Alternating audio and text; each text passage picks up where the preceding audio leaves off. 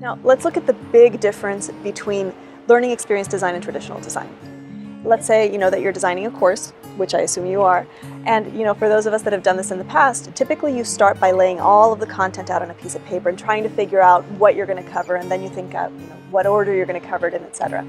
So it's very content focused.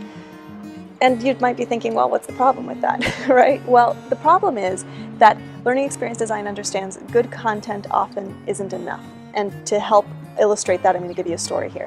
Some of you may know Joshua Bell. He is this virtuoso violinist, right? Now, the man sells out auditoriums year-round, $100 a seat and up. And in 2007, the Washington Post enlisted him to be a part of a social experiment. So what they did is they brought Joshua Bell incognito into the DC subway during rush hour. And he was there playing his $3.5 million Stradivarius for 45 minutes, some of the most complex pieces of music ever written for violin. And you'd think, this amazing musician, this amazing gift of music, people would just flock to him, right? No, it turns out that only 6 people really slowed down to listen, and most of them were children. So it makes you wonder, you can't get better content than this, right? This is the most incredible violinist, amazing music, impeccable instrument. What was wrong? Well, great content isn't always enough.